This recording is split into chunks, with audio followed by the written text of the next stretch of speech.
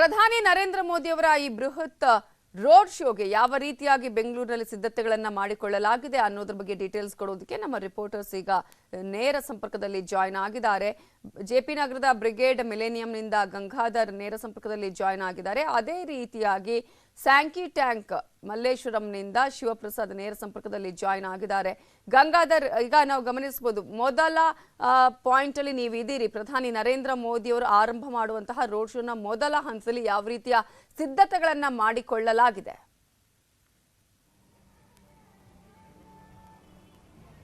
S Navita Jain, ಪ್ರಮುಖವಾಗಿ ರಾಜಧಾನಿಯಲ್ಲಿ ಮತಬೇಟೆಗೆ mega road show ಮೂಲಕ ಪ್ರಧಾನಮಂತ್ರಿ ಮೋದಿ ಅವರು ಮುಂದಾಗಿರುವಂತದ್ದು. ಈಗ 10 ಗಂಟೆಗೆ ಜೆಪಿ ನಗರದ ಸೋಮೇಶ್ವರ ಸಭಾಭವನದಿಂದ ಒಂದು ರೋಡ್ ಶೋ ಪ್ರಾರಂಭ ಆಗುತ್ತೆ. ನಾನೀಗ ಪ್ರಾರಂಭವಾಗುವಂತಹ ಸ್ಥಳದಲ್ಲೇ ನಾನೀಗ ಇದ್ದೇನೆ. ಈಗ ನೋಡಬಹುದು ಪೊಲೀಸರು ಈಗ ಆಲ್ರೆಡಿ ಸುತ್ತಲೂ ಕೂಡ ಬ್ಯಾರಿಕೇಡ್ ಗಳನ್ನ ಹಾಕಿದ್ದಾರೆ. ಸೋಮೇಶ್ವರ ಸಭಾಭವನ ಏನಿದೆ ಅದರ ಮುಂಭಾಗದಲ್ಲಿ ಇಲ್ಲಿ ಬಂದು ನಂತರ ಅಂದ್ರೆ ಪ್ರಧಾನಮಂತ್ರಿ ಮೋದಿ ಅವರು ಜೊತೆಗೆ ಇಲ್ಲಿ ಬಿಜೆಪಿಯ ಪ್ರಮುಖ ನಾಯಕರು ಇಲ್ಲಿಗೆ ಬರ್ತಾರೆ. ಅನಂತರ ಇಲ್ಲಿ 10 ಗಂಟೆಗೆ ಇಲ್ಲಿ ರೋಡ್ ಶೋ ಪ್ರಾರಂಭ ಮಾಡುವಂತದ್ದು. ಸದ್ಯ ಸುತ್ತಲೂ ನೋಡಬಹುದು ಸ್ಥಳೀಯ ಅಂದ್ರೆ ಬೆಂಬಲಿಗರಾಗಿರಬಹುದು ಮತ್ತೆ ಕಾರ್ಯಕರ್ತರು ಅಥವಾ ಸಾರ್ವಜನಿಕರು ನಿಂತ್ಕೊಳ್ಳೋಕೆ ಒಂದು ಬ್ಯಾರಿಕೇಡ್ ಗಳನ್ನ ಒಂದು ವ್ಯವಸ್ಥೆಯನ್ನ ಮಾಡಿದ್ದಾರೆ.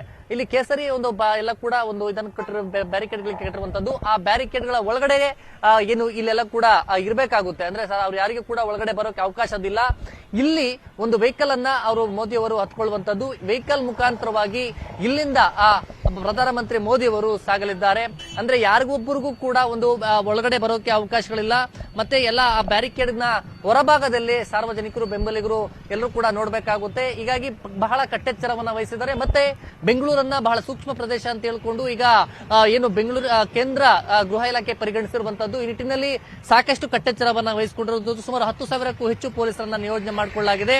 ಪ್ರಮುಖವಾಗಿ ಈಗ ಈ ಸಭಾಭವನದ ಒಂದು ನೇತೃತ್ವವನ್ನ ವಹಿಸಿಕೊಂಡಿರುವಂತದ್ದು ಇಲ್ಲಿ ದಕ್ಷಿಣ ವಿಭಾಗದ ಡಿಸಿಪಿ ಆಗಿರುವಂತಹ ಏನು ಕೃಷ್ಣಕಾಂತ್ ಅವರು ನೇತೃತ್ವ ವಹಿಸಿಕೊಂಡಿದ್ದಾರೆ. ಸದ್ಯ ಎಲ್ಲ ಪ್ರತಿಯೊಂದು ಮಾಹಿತಿಯನ್ನ ಸಿಬ್ಬಂದಿಗಳಲ್ಲೇ ನಿಯೋಜನೆ ಮಾಡಬೇಕು. ಮುಫ್ತಿಯಲ್ಲಿ ಇಲ್ಲಿ ಕಾರ್ಯಾಚರಣೆಯನ್ನ ಮಾಡ್ಕೊಳ್ಬೇಕಾಗುತ್ತೆ. ಮತ್ತೆ ಪ್ರತಿಯೊಂದು ಮೆಟಲ್ ಡಿಟೆಕ್ಟರ್ ಅನ್ನ ಕೂಡ ಪ್ರತಿಯೊಂದು ಹಂತದಲ್ಲಿ ಇಲ್ಲಿ ಇಡಲಾಗಿದೆ. ಅಂದ್ರೆ ಅನುಮಾನಿತ ವ್ಯಕ್ತಿಗಳು ಯಾರಾದ್ರೂ ಬರ್ಬೋದು ಅನ್ನೋ ನಿಟ್ಟಿನಲ್ಲಿ ಸಾಕಷ್ಟು ಭದ್ರತಾ ಒಂದು ವ್ಯವಸ್ಥೆಯನ್ನ ಇಲ್ಲಿ ಪೊಲೀಸರು ಮಾಡಿಕೊಂಡಿರುವಂತದ್ದು. ಮತ್ತೆ 10 ಗಂಟೆಗೆ ಈ ಒಂದು ರೋಡ್ ಶೋ ಇಲ್ಲಿ ಪ್ರಾರಂಭ ಆಗುತ್ತೆ. ಈ ರೋಡ್ ಶೋ ಪ್ರಾರಂಭ ನೋಡಿ ಇಲ್ಲಿ ಸಾರ್ವಜನಿಕರು ಕೂಡ ನಿಂತ್ಕೊಳ್ಳುವಂತಹ ಒಂದು ವ್ಯವಸ್ಥೆಯನ್ನ ಸುತ್ತಲೂ ಕೂಡ ಬ್ಯಾರಿಕೇಡ್ ಗಳನ್ನ ರಸ್ತೆ ಯುದ್ಧಕ್ಕೂ ಕೂಡ ಇದು ಸ್ಟಾರ್ಟಿಂಗ್ ಬ್ರಿಗೇಡ್ ಮಿಲೇನಿಯಂ ಮುಖಾಂತರವಾಗಿ ಸಭಾಭವನದಿಂದ ಪ್ರಾರಂಭ ಆಗುತ್ತೆ. ಅನಂತರ ಸುಮಾರು 26 ಕಿಲೋಮೀಟರ್ವರೆಗೂ ಕೂಡ ಈ ಒಂದು ಮೆಗಾ ರೋಡ್ ಶೋ ಅನ್ನು ಹಮ್ಮಿಕೊಳ್ಳಲಾಗಿದೆ. ಪ್ರತಿ ಹಂತದಲ್ಲೂ ಕೂಡ ಪೊಲೀಸ್ ಭದ್ರತೆ ಮತ್ತೆ ಪ್ಯಾರಾಮಿಲಿಟರಿ ಫೋರ್ಸ್ ಏನಿದೆ ಸುಮಾರು ಅದು 4,500 ಪ್ಯಾರಾಮಿಲಿಟರಿ ಫೋರ್ಸ್ ಅನ್ನ ಈ ಬಾರಿ ಹಾಕೊಂಡಿರುವಂತದ್ದು. ಈ ರೋಡ್ ಶೋ ಕೂಡ ಸೂಕ್ಷ್ಮ ಪ್ರದೇಶವಂತಹ ಚಾಮರಾಜಪೇಟೆ ಮುಖಾಂತರವಾಗಿ ಹಾದು ಹೋಗೋ ನೆಲೆಯಲ್ಲಿ ಸಾಕಷ್ಟು ಪೊಲೀಸರು ಭದ್ರತೆಯನ್ನು ವಹಿಸಿಕೊಂಡಿದ್ದಾರೆ. ಈಗ ಪೊಲೀಸ್ ಸಿಬ್ಬಂದಿ ಏನು ಒಂದು ಪ್ಲಾನ್ ಅನ್ನ ಮಾಡ್ಕೊಂಡಿದ್ದಾರೆ. ಅಲ್ಲಿ ಟ್ರಾಫಿಕ್ ಪೊಲೀಸರು ಅಂದ್ರೆ ಇಲ್ಲಿ ಡೈವರ್ಷನ್ ಅನ್ನ ಮಾಡಬೇಕಾಗುತ್ತೆ.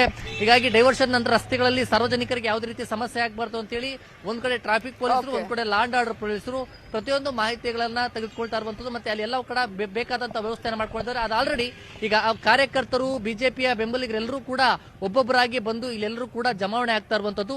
ಸದ್ಯ ಒಟ್ಟಾರೆಯಾಗಿ ನವಿತಾ ಜೈನ್ ಸುಮಾರು 10 ಗಂಟೆಗೆ ಪ್ರಾರಂಭವಾಗುವಂತಹ ಮೋದಿಯವರ ಒಂದು ಮೆಗಾ ರೋಡ್ ಶೋಗೆ ಎಲ್ಲ ಸಕಲ ಸಿದ್ಧತೆಗಳು ನಡೆದಿದೆ. ಅದೇ ರೀತಿಯಲ್ಲಿ ಪೊಲೀಸರು ಕಟ್ಟೆಚ್ಚರವನ್ನು ವಹಿಸಿದ್ದು ಭದ್ರತೆಗೆ ಬೇಕಾದಂತಹ ಪೊಲೀಸ್ ಸಿಬ್ಬಂದಿಯನ್ನ ನಿಯೋಜನೆ ಮಾಡಿಕೊಂಡಿರುವಂತದ್ದು. ಹಾಗೆ ಸಂಪರ್ಕದಲ್ಲಿ ಗಂಗಾಧರ್, ಇನ್ನು ಮಲ್ಲೇಶ್ವರಂನ ಸ್ಯಾಂಕಿ ಟ್ಯಾಂಕ್ ಇದು ಪ್ರಧಾನಿ ನರೇಂದ್ರ ಮೋದಿ ಅವರು ಅಲ್ಲಿ ತನ್ನ ರೋಡ್ ಶೋವನ್ನ ಮುಗಿಸ್ತಾರೆ ಇವತ್ತು. ಆ ಭಾಗದಲ್ಲಿ ನಮ್ಮ ರಿಪೋರ್ಟರ್ ಶಿವಪ್ರಸಾದ್ ನೇರ ಸಂಪರ್ಕದಲ್ಲಿದ್ದಾರೆ.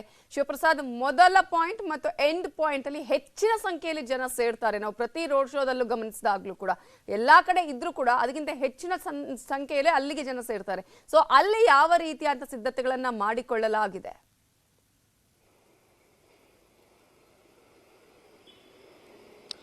ನವಿತಾ ಜೈನ್, ಏನು ಬ್ರಿಗೇಡ್ ಮಿಲೇನಿಯಂ ಇಂದ ಆರಂಭವಾಗುವಂತಹ ಮೋದಿ ಅವರ ರೋಡ್ ಶೋ ನಾನಿರುವಂತಹ ಸಂಪಿಗೆ ರಸ್ತೆ ಮಲ್ಲೇಶ್ವರಂನ ಇದೇ ಒಂದು ಸಂಪಿಗೆ ರಸ್ತೆಯಲ್ಲಿ ಈ ಒಂದು ರೋಡ್ ಶೋ ಎಂಡ್ ಆಗುತ್ತೆ. ಈಗ ಆಲ್ರೆಡಿ ನೋಡಬಹುದು ನಿನ್ನೆ ಸಂಜೆಯಿಂದಲೂ ಕೂಡ ಈ ಒಂದು ಭಾಗದಿಂದ ಗ್ರೌಂಡ್ ರಿಪೋರ್ಟ್ ಅನ್ನು ನ್ಯೂಸ್ 18 ಮಾಡ್ತಾ ಇದೆ. ನಿನ್ನೆ ಸಂಜೆಯಿಂದಲೂ ಕೂಡ ಈ ಒಂದು ರಸ್ತೆಯ ಸಂಪಿಗೆ ರಸ್ತೆಯ ಎರಡೂ ಭಾಗದಲ್ಲೂ ಕೂಡ ಸಾರ್ವಜನಿಕರಿಗೆ ಮೋದಿ ಅವರ ರೋಡ್ ಶೋನ ವೀಕ್ಷಣೆ ಮಾಡೋದಕ್ಕೆ ಅವಕಾಶವನ್ನು ಕಲ್ಪಿಸಲಾಗಿದೆ. ಈ ಒಂದು ಹಿನ್ನೆಲೆಯಲ್ಲಿ ಎರಡು ರೋಡ್ ನ ಎರಡೂ ಭಾಗಗಳಲ್ಲಿ, ಯಾಕಂದ್ರೆ ಇದು ಸಿಂಗಲ್ ರೋಡ್ ಇರುವಂತದ್ದು, ಹೀಗಾಗಿ ರೋಡ್ ರೋಡ್ನ ಎರಡೂ ಭಾಗಗಳಲ್ಲಿ ಕೂಡ ಬ್ಯಾರಿಕೇಡ್ಸ್ ಅನ್ನು ಹಾಕಿ ಸಾರ್ವಜನಿಕರು ನಿಂತು ರೋಡ್ ಶೋ ವೀಕ್ಷಣೆ ಮಾಡೋದಕ್ಕೆ ಅವಕಾಶವನ್ನ ಕಲ್ಪಿಸಲಾಗಿದೆ. 10 ಗಂಟೆಗೆ ಆರಂಭ ಆಗುವಂತ ಈ ಒಂದು ಮೋದಿ ಅವರ ರೋಡ್ ಶೋ ಸುಮಾರು 12:30ಕ್ಕೆ ಇದೇ ರಸ್ತೆಯಲ್ಲಿ ಬಂದು ಎಂಡ್ ಆಗುತ್ತೆ. ಸೊ ಕಾಡು ಮಲ್ಲೇಶ್ವರ ದೇವಸ್ಥಾನ ಇದೆಯಲ್ಲ, ಆ ದೇವಸ್ಥಾನದ ಮುಂಭಾಗದಲ್ಲಿ ಎಂಡ್ ಆಗುತ್ತೆ ಅನ್ನುವಂಥದ್ದು. ಅಥವಾ ಇಲ್ಲಿಂದ ಮುಂದೆ 18ನೇ ಕ್ರಾಸ್ ಇದೆ, ಆ ಒಂದು ಜಂಕ್ಷನ್ ಇದೆ. ಹೆಚ್ಚಿನ ಸಂಖ್ಯೆಯಲ್ಲಿ ಸಾರ್ವಜನಿಕರು ಏನಾದ್ರೂ ಕೂಡ ಹೆಚ್ಚಿನ ಸಂಖ್ಯೆಯಲ್ಲಿ ಬಂದ್ರೆ ಬಹುಶಃ ಇದು 18ನೇ ಕ್ರಾಸ್ ಏನಿದೆ, ಗೋಕಾಕ್ ಒಂದು ಚಳುವಳಿಯ ಪಾರ್ಕ್ ಏನಿದೆ, ಅಲ್ಲಿವರೆಗೂ ಹೋಗಿ ಎಂಡ್ ಆಗುವಂತ ಸಾಧ್ಯತೆಗಳು ಇರುವಂತದ್ದು. ಕಳೆದ ಬಾರಿ ಕೂಡ ಅಷ್ಟೇ ಕೊಟ್ಕೆಪಾಳ್ಯ ಜಂಕ್ಷನ್ ಅಲ್ಲಿ ಎಂಡ್ ಆಗುತ್ತೆ ಅಂತ ಹೇಳಲಾಗ್ತಾ ಇತ್ತು. ಹೆಚ್ಚಿನ ಸಂಖ್ಯೆಯಲ್ಲಿ ಜನರು ಆಗಮಿಸಿದಂತಹ ಹಿನ್ನೆಲೆಯಲ್ಲಿ ಸುಮ್ನಹಳ್ಳಿ ಜಂಕ್ಷನ್ ವರೆಗೂ ಕೂಡ ಒಂದು ರೋಡ್ ಶೋ ಸಾಗಿತ್ತು. ಅಲ್ಲಿ ಕೊನೆಯದಾಗಿ ಮೋದಿ ಅವರು ತಮ್ಮ ವಾಹನದಿಂದ ಇಳಿದು ಎಲ್ಲರತ್ತ ಕೈ ಬೀಸಿ ನಮಸ್ಕಾರವನ್ನು ಮಾಡಿ ಹೋಗಿದ್ರು. ಅದೇ ರೀತಿ ಇಲ್ಲೂ ಕೂಡ ಆಗುವಂತ ಸಾಧ್ಯತೆಗಳಿದೆ. ಈ ಒಂದು ಮಲ್ಲೇಶ್ವರಂ ಏನಿದೆ, ಈ ಸಂಪಿಗೆ ರಸ್ತೆಯಲ್ಲಿ ಇದು ಕಮರ್ಷಿಯಲ್ ಒಂದು ಏರಿಯಾ ಅಂತ ಹೇಳ್ಬೋದು. ಸಾಕಷ್ಟು ಅಂಗಡಿಗಳು, ಹೋಟೆಲ್ಗಳು, ಇತರ ಅಂಗಡಿಗಳಿದೆ. ಸೊ ಎಲ್ಲವನ್ನ ಕೂಡ ಈಗ ಆಲ್ರೆಡಿ ದೃಶ್ಯದಲ್ಲಿ ನೋಡ್ತಾ ಇದ್ದೀರಾ, ಬಂದ್ ಮಾಡಿಸಿರುವಂತದ್ದು. ಇವತ್ತು ಮಧ್ಯಾಹ್ನ 1 ಗಂಟೆವರೆಗೂ ಕೂಡ, ಅಂದ್ರೆ 12:30ಕ್ಕೆ ಈ ಒಂದು ರೋಡ್ ಶೋ ಮುಗಿಯುತ್ತೆ. 1 ಗಂಟೆ ನಂತರವಷ್ಟೇ ಇಲ್ಲಿರುವಂತಹ ಅಂಗಡಿ ಮುಂಗಟ್ಟುಗಳ ತೆರೆಯೋದಕ್ಕೆ ಮಾತ್ರ ಪರ್ಮಿಷನ್ ಅನ್ನು ಕೊಡಲಾಗಿದೆ. ಕೇವಲ ಅಗತ್ಯ ಇರುವಂತಹ ಮೆಡಿಕಲ್ ಸ್ಟೋರ್ಸ್ ಗಳೇನಿದೆ, ಆಸ್ಪತ್ರೆಗಳೇನಿದೆ, ಅದನ್ನ ಮಾತ್ರ ಓಪನ್ ಮಾಡೋದಕ್ಕೆ ಅವಕಾಶವನ್ನ ಕಲ್ಪಿಸಿರುವಂತದ್ದು. ಸೊ ಒಟ್ಟಾರೆಯಾಗಿ 26 ಕಿಲೋಮೀಟರ್ಸ್ ಆಗುವಂತಹ ಈ ಒಂದು ಬೃಹತ್ ರೋಡ್ ಶೋ ಮೋದಿ ಅವರ ಜೀವನದಲ್ಲಿ ಇದು ಅತಿ ಉದ್ದದ 2ನೇ ರೋಡ್ ಶೋ. ಮೊದಲ ರೋಡ್ ಶೋ ಗುಜರಾತ್ ಅಲ್ಲಿ ಆಗಿತ್ತು. ಅದಾದ ಬಳಿಕ ಕರ್ನಾಟಕದಲ್ಲಿ, ಅದರಲ್ಲೂ ಕೂಡ ಬೆಂಗಳೂರಲ್ಲಿ ಆಗ್ತಾ ಇರುವಂತಹ ಈ ಒಂದು ರೋಡ್ ಶೋ ಅತಿ ಉದ್ದದ 2ನೇ ಮೋದಿ ಅವರ ರೋಡ್ ಶೋ ಅಂತ ಹೇಳ್ಬೋದು. ಬಹಳ ಪ್ರಮುಖವಾಗಿ ಇವತ್ತಿನ ರೋಡ್ ಶೋದಲ್ಲಿ ಮೋದಿ ಅವರ ಜೊತೆ ಯಾರು ನಿಲ್ತಾರೆ ಅಂತ, ಯಾಕೆಂದ್ರೆ ಸಾಕಷ್ಟು ರೋಡ್ ಶೋಗಳಾಗಿದೆ. ಅದರಲ್ಲಿ ಅಭ್ಯರ್ಥಿಗಳ ಬದಲಿಗೆ ಬೇರೆ ಬೇರೆ ಮುಖಂಡರುಗಳ, ಅಂದ್ರೆ ಕೆಲವೊಂದಷ್ಟು ಪ್ರಭಾವಿ ಸಮುದಾಯಗಳಾಗಿರ್ಬೋದು ಅಥವಾ ಹೆಚ್ಚು ಮತಗಳು ಯಾವ ಒಂದು ಸಮುದಾಯ ಇದೆಯಾ ಆ ಮುಖಂಡರುಗಳನ್ನು ನಿಲ್ಲಿಸುವಂತಹ ಕೆಲಸ ಕೂಡ ಆಗಿತ್ತು. ಸುಮ್ನಳ್ಳಿ ನಡೆದಂತಹ ರೋಡ್ ಶೋನಲ್ಲಿ ಒಂದು ಸದಾನಂದ ಗೌಡರು ನಿಂತಿದ್ರು.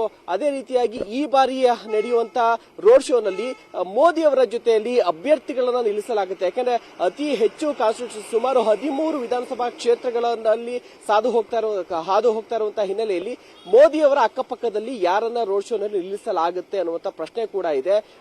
ಇದಕ್ಕೆ ರೋಡ್ ಶೋ ಆರಂಭವಾದ ಬಳಿಕವಷ್ಟೇ ಉತ್ತರ ಸಿಗುತ್ತೆ. ಬಹಳ ಪ್ರಮುಖವಾಗಿ ಇನ್ನೊಂದೇನಂದ್ರೆ, ಈ ಅತಿ ಉದ್ದದ ರೋಡ್ ಶೋ ಆದಂತಹ ಹಿನ್ನೆಲೆಯಲ್ಲಿ ಸಾಕಷ್ಟು ಒಂದಷ್ಟು ಸೆಲೆಬ್ರಿಟಿಗಳು ಕೂಡ ಈ ರೋಡ್ ಶೋನಲ್ಲಿ ಭಾಗವಹಿಸ್ತಾರೆ ಅನ್ನುವಂತಹ ಮಾಹಿತಿಯನ್ನ ಬಿಜೆಪಿಯ ಮೂಲಗಳು ತಿಳಿಸಿರುವಂತದ್ದು. Navita Jain. Okay, thank you Shivaprasad. ಹಾಗೆಯೇ ಗಂಗಾಧರ್ ವಾಗಟ ಡೀಟೇಲ್ಸ್ಗೆ.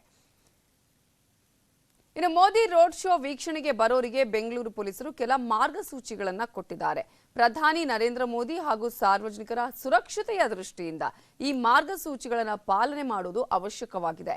ಮಾರ್ಗಸೂಚಿಗಳು ಏನೇನು ಅಂತ ನಾವು ನೋಡ್ತಾ ಹೋಗೋದಾದ್ರೆ, ಇವತ್ತು ಮತ್ತು ನಾಳೆ ಬೆಂಗಳೂರಲ್ಲಿ ಪ್ರಧಾನಿ ನರೇಂದ್ರ ಮೋದಿ ಅವರು ರೋಡ್ ಶೋವನ್ನ ಮಾಡಿಕೊಳ್ತಾ ಇದ್ದಾರೆ. ರೋಡ್ ಶೋ ಮಾಡುವಂತಹ ಸಂದರ್ಭದಲ್ಲಿ ಪೊಲೀಸರು ಒಂದಷ್ಟು ಮಾರ್ಗಸೂಚಿಯನ್ನ ವೀಕ್ಷಕರಿಗೆ, ಅಂದ್ರೆ ಯಾರ್ಯಾರು ಜನ ಪ್ರಧಾನಿ ನರೇಂದ್ರ ಮೋದಿ ಅವರು ನೋಡೋದಕ್ಕೆ ಬರ್ತಾರಲ್ಲ ಅವರಿಗೆ ಒಂದಷ್ಟು ಮಾರ್ಗಸೂಚಿಯನ್ನ ನೀಡಲಾಗಿದೆ.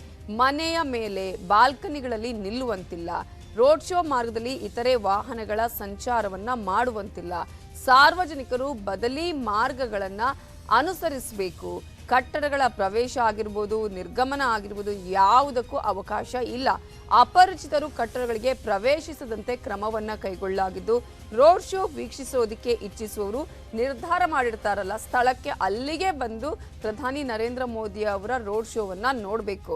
ಪೊಲೀಸರು ಮತ್ತು ಭದ್ರತಾ ಸಿಬ್ಬಂದಿಯ ಜೊತೆ ಸಹಕಾರವನ್ನ ಮಾಡಬೇಕು ಅನ್ನುವ ಮಾರ್ಗಸೂಚಿಗಳನ್ನ ಕೈಗೊಳ್ಳಲಾಗಿದೆ.